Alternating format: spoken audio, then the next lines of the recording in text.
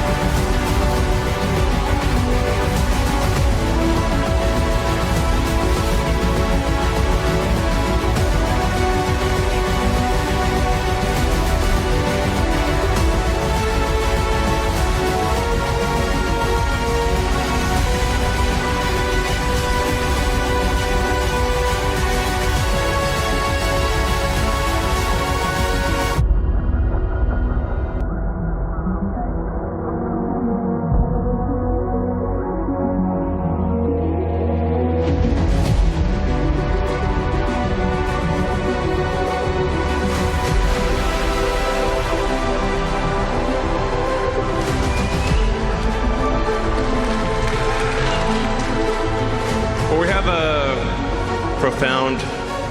a profoundly important announcement to make, which is the most epic chip-building exercise in history by far.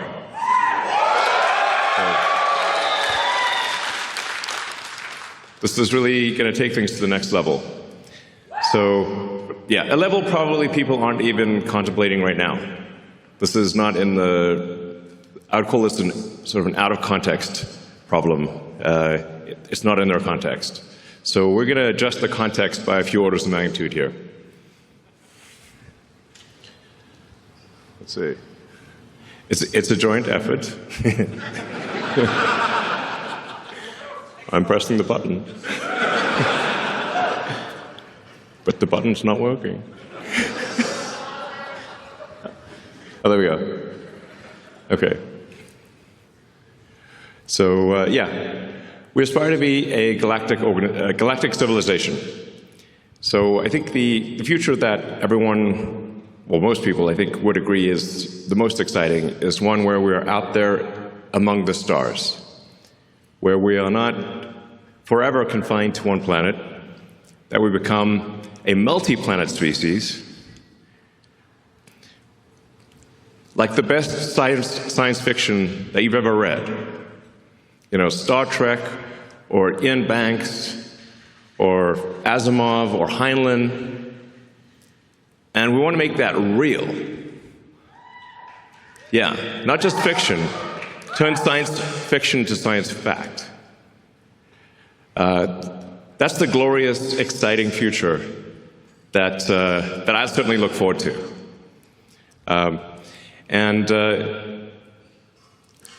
It's worth considering sort of like, how would you rate civilizations? You know, there was a physicist, I think it was Russian, in the 60s, Kardashev. He thought about, at a high level, how would you consider any given civilization? And he said, well, if you're type 1, you're using most of the energy of your planet. And we actually still have quite a ways to go to be properly a type 1. We're still using a tiny fraction of the sun's energy that reaches our planet. Let's see. Yeah, there we go. But the Earth only receives about 1/2 billionth of the sun's energy. So the sun is truly enormous. The sun is 99.8% of all mass in the solar system. So sometimes people will ask me, like, what about, you know, other sources of power on Earth? Like, what about fusion on Earth? Well, that is unfortunately very small because the sun is 99.8% of mass in the solar system. And Jupiter is about 0.1%, and Earth is in the miscellaneous category. We are, I think it's Carl Sagan, I think, might have said, Earth is like a tiny dust mote in a vast darkness. Very, very small. The sun is enormous. So the way to actually scale civilization is to scale power in space. This is necessarily true because we actually capture such a tiny amount of the sun's energy on Earth because we're just this tiny dust mote. Another way to think of it is roughly like electricity production on Earth of all of civilization is only about 1/trillionth of the sun's energy, which means if you increase civilizational power output by 1,000,000, you would still only be 1/1,000,000th of the sun's energy. I mean, it's awe-inspiring to consider that, just how tiny we are in the grand scheme of things. And yeah, we often get sort of caught up in these sort of squabbles on Earth that are really very sort of minor things when you consider the grandness of the universe. And so I think it is important, actually, to consider the grandness of the universe and what we can do that is much greater than what we've done before, as opposed to worry about sort of small squabbles on Earth type of thing. Kind of not much point in that. Yeah, we want to be a civilization that expands to the galaxy with spaceships that anyone can go anywhere they want at any time. That would be epic. And have a city on the moon, cities on Mars, populate the solar system, and send spaceships to other star systems. That sounds like the best possible future. You know? So to do that, we need to harness the power of the sun. And so a terafab, while it is enormous, a terawatt of compute per year is enormous by our sort of civilizational standards. It is still just one step along the way of being even a Carter ship. You still have a long way to go to even be a Carter ship 2-level civilization, and you're not even registering as a Carter ship 3. So it's a very big thing by current human standards, but still small in the grand scheme. But very difficult for humans. So to accomplish this very difficult goal really requires a combination of efforts of SpaceX, XAI, and Tesla working together to create this epic TERAFAB project. So.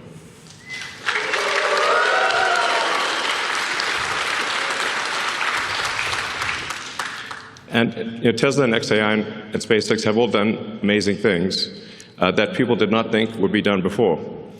So there's the Giga Texas fab here. There's the Optimus robot that's being built.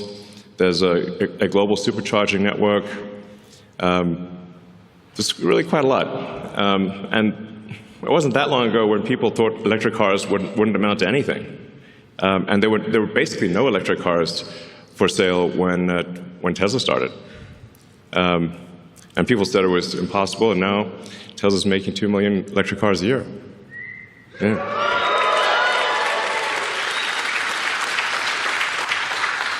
And then XAI, although it's a new company, now part of SpaceX, has also built the first gigawatt-scale compute cluster, which in record time. Jensen Huang from NVIDIA said he'd never seen anything built so fast in his life before. So a great compliment from NVIDIA. And then SpaceX, well, I guess you can read it for yourself. Well, you already know. I mean, the reusable rockets, people said that reusable rockets weren't possible, and even if you did do them, they wouldn't be economically feasible. So we did them, and then we made them economically feasible. And now we've landed over 500 times. And then we did the Falcon Heavy, and now we're doing Starship. And Starship is a critical piece of the puzzle because in order to scale compute and scale power, you have to go to space, which means that you need massive payload to space. And Starship will enable that. So this gives you sort of just a sense of scale. We've got Optimus there, Optimus for scale. And Optimus is about 5'11", so it gives you a sense of the size of the Starship V3 rocket. Starship V4 will be much longer, actually. The Starship V4 will make Starship V3 look kind of short. So we'll expand with Starship V3 to 200 tons of payload to orbit from 100 tons with V3. And then you can see that that's just a rough approximation of the mini version of the AI sat. So that's roughly 100 kilowatts. It's showing the solar panels and the radiator to scale. So for some reason, there's been a bizarre debate about radiators in space. It's safe to say SpaceX knows how to do heat rejection in space with 10,000 satellites in orbit. Might know a thing or two. So you can see the radiator is actually quite small relative to the solar panels. And we call that the mini-sat, since that's just 100 kilowatts. We expect future satellites to probably go to the megawatt range. No.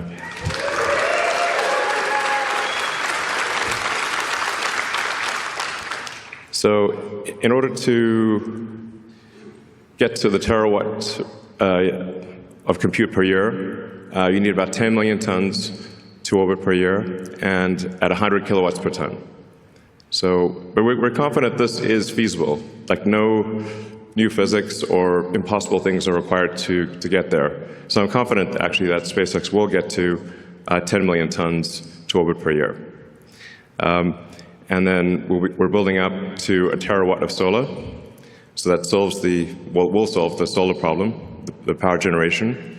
So then the key missing ingredient is therefore a terawatt of compute.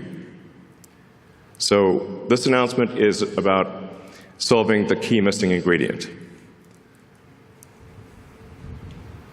To give you a sense of what we're talking about, the current output of AI compute is roughly 20 gigawatts per year.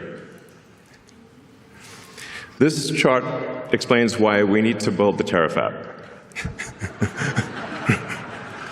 Because all of the rest of the output from Earth is about 2% of what we need. So if you add up all the fabs on Earth combined, they're only about 2% of what we need for the terawatt project, or TERAFAB project. So, we certainly want our existing supply chain to be clear. We're very grateful to our existing supply chain, to Samsung, TSMC, Micron, and others. And we would like them to expand as quickly as they can, and we will buy all of their chips. I have said these exact words to them. But there's a maximum rate at which they're comfortable expanding, but that rate is much less than we would like.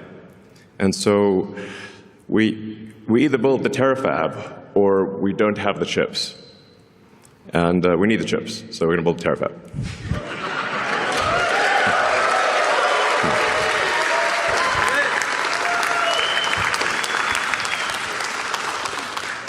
And we're starting off with an advanced technology fab here in Austin. And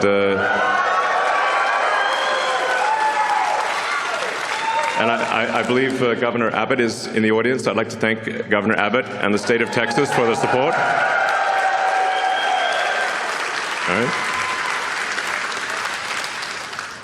So in the advanced technology fab, we will have all of the equipment necessary to make a chip of any kind, logic or memory, and we will also have all of the equipment necessary to make the lithography masks. So in a single building, we can create a lithography mask, make the chip, test the chip, make another mask, and have an incredibly fast recursive loop for improving the chip design. To the best of my knowledge, this doesn't exist anywhere in the world, where you've got everything necessary to build logic, memory, and do packaging, and test it, and then do the masks, improve the masks, and just keep looping it.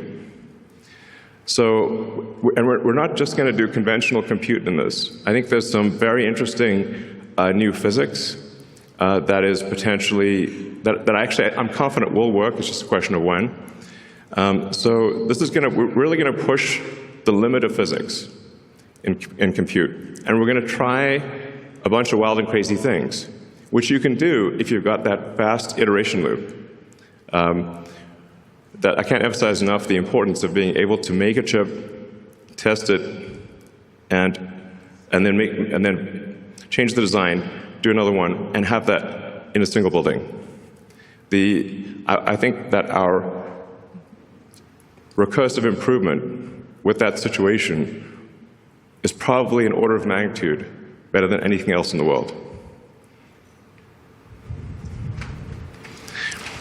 Yeah.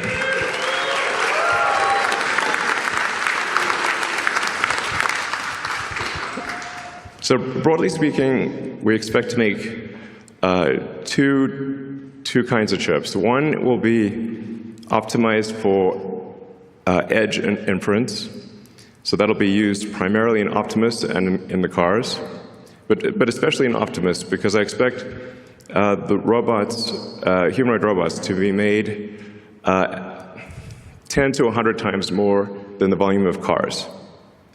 So, you know, if vehicle production on Earth is about 100 million vehicles a year, and I expect humanoid robot production to be somewhere between 1 billion and 10 billion units a year. So it's a lot. So, yeah, Tesla's going to make a very significant percentage of those, is our goal.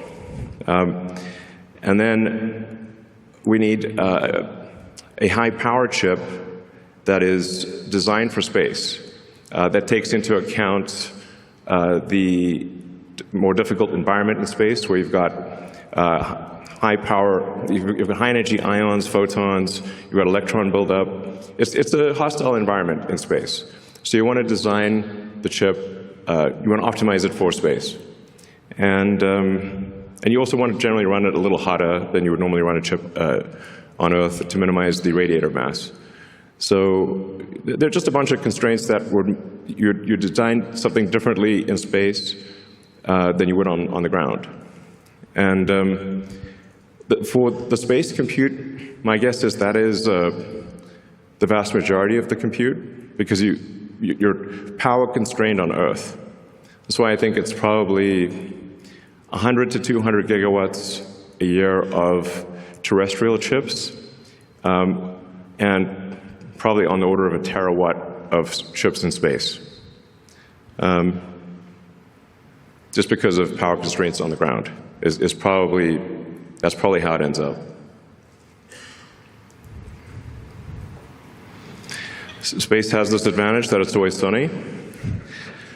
It's very nice. I actually think that the cost of AI and deploying AI in space will drop below the cost of terrestrial AI much sooner than most people expect.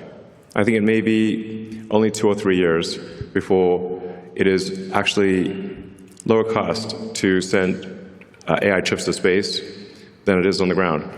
Because in space, you don't need much in the way of batteries, because of it's always sunny. And the solar power, you're going to get at least 5 or more times the solar power you get in space versus the ground, because you don't have atmospheric attenuation or a day-night cycle or seasonality. And you're always normal to the sun. So you're really maximizing the solar power at that point. And the space solar actually costs less than terrestrial solar, because you don't need heavy glass or framing to protect it from extreme weather events. So as soon as the cost to orbit drops to a low number, it immediately makes extremely compelling sense to put AI in space. It becomes a no-brainer, basically.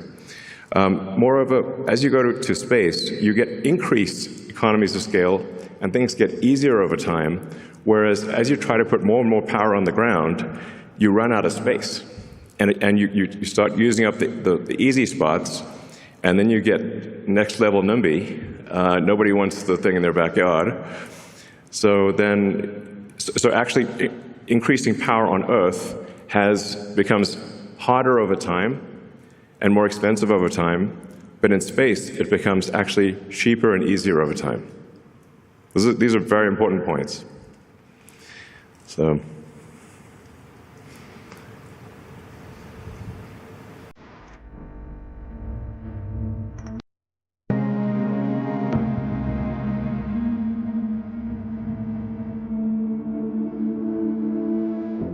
Yeah.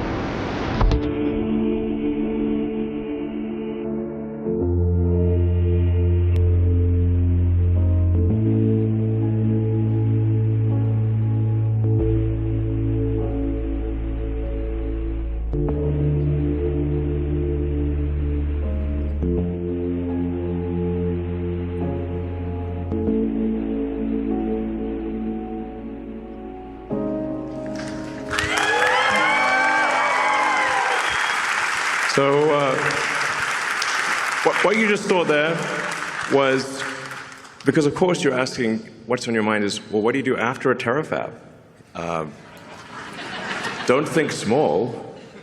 Well, yeah, good point.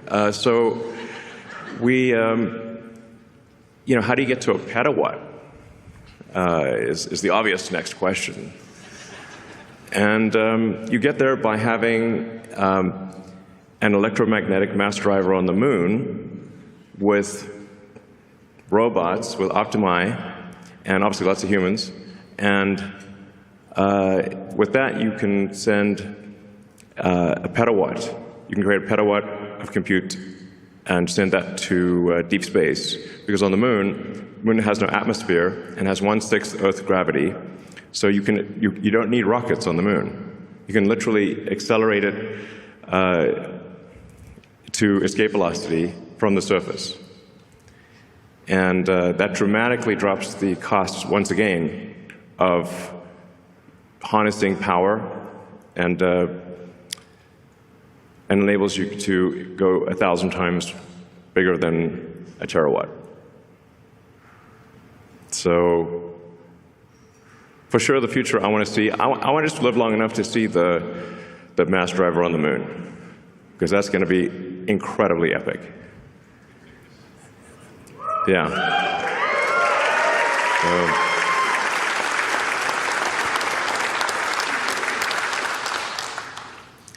That should hopefully get us to 1/millionth of the sun's energy at least. Humbling to think about that. But 1/millionth of the sun's energy would be 1,000,000 times bigger than Earth's economy, so it's good from that perspective. And then, yeah, you expand beyond that to the planets, to the other stars, and create the most exciting possible future that I can imagine. So.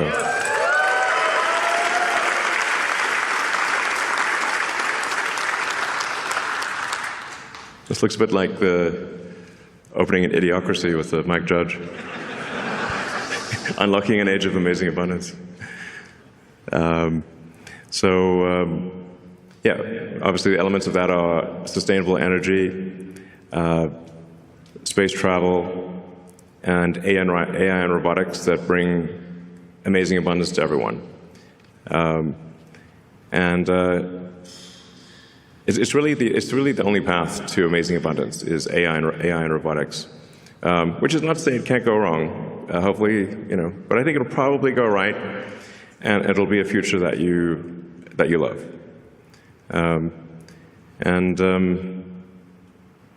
It's the best future I can think of, at least. So. And then we go beyond the moon, beyond Mars, and we sail through the rings of Saturn.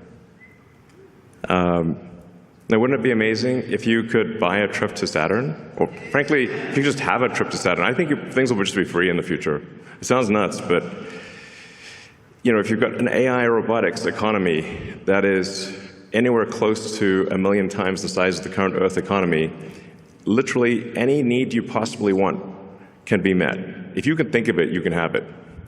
So I think Ian Banks, in his culture books, has it pretty much right, where there actually isn't money in the future, and there's abundance for everyone. If you can think of it, you can have it. That's it. Which means anyone could have a trip to Saturn. It won't be, just a few people. If you want it, you can have it. Yeah. So.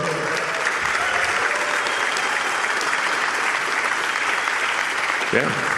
Join us on this journey, and help us design incredible chips and make incredible chips and build a terawatt of chips, a terawatt of solar, and 10 million tons to orbit per year. Thank you.